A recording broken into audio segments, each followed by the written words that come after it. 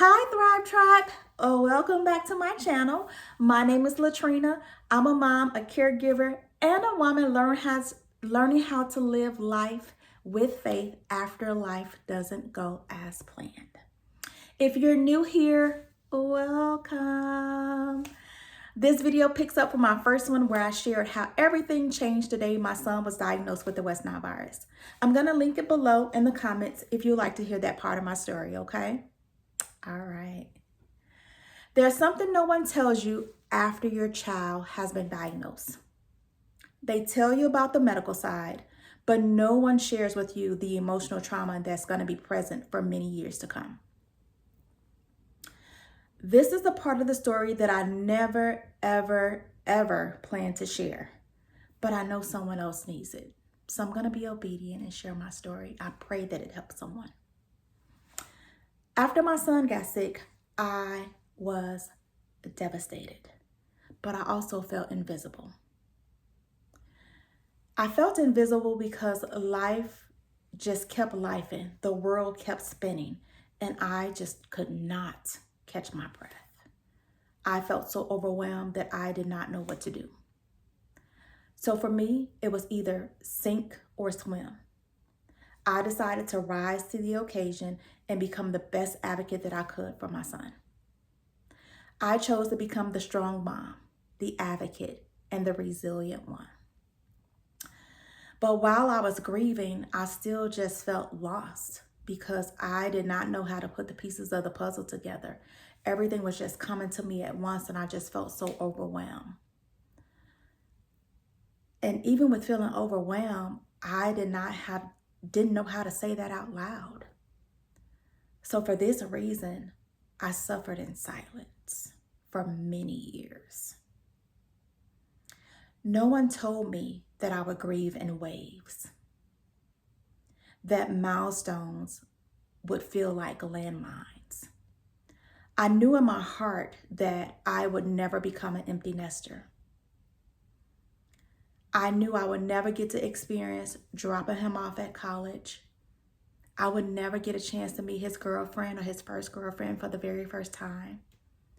And I would never get a chance to hear about the butterflies that will be in his stomach when he's thinking about proposing to the woman of his dreams.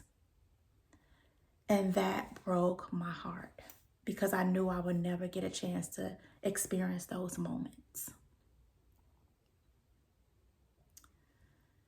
I didn't know that I would feel guilty for just being tired, for feeling angry because of the situation or the way that I envisioned my life to be, for even feeling disconnected, for that matter, even isolated.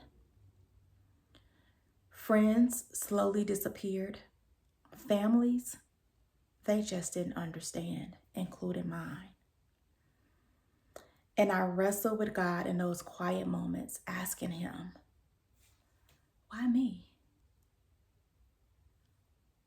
Why did this happen to my family?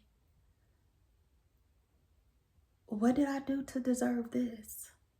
Because I knew it had to be something that I did that caused my son illness.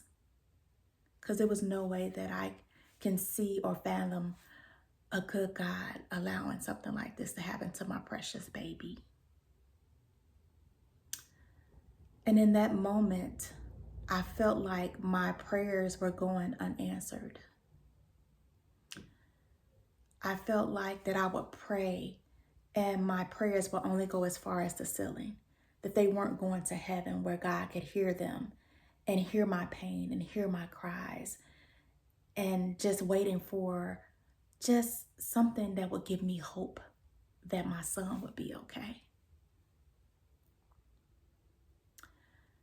So I decided at that moment that I needed to try out a therapist because I needed to process the emotions that I was experiencing.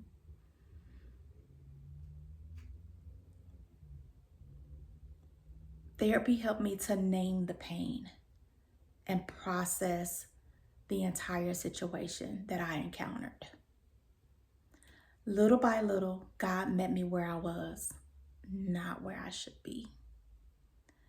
Through journaling, listening to worship music, and just sitting in those quiet moments, I suddenly began to remember I'm not just a caregiver. I'm still God's daughter, and He has not forgotten about me. If you ever felt like you're drowning silently, like you're grieving a life that you once envisioned for yourself, I see you, I hear you, and I am you. And I'm still walking in those shoes, despite me being on the other side of the tragedy. Subscribe if this resonated with you. Share this video with someone who you feel like it can encourage them to take the next steps in finding their freedom. Leave a heart or a comment if you ever carry pain behind your smile. I'm going to keep showing up here because I know someone else needs it. And I also know that we need to gain the strength that calls to overcome our pain so that we can help define our purpose. Keep rising, keep shining, keep thriving. Until next time, Thrive Tribe, take care. Bye-bye.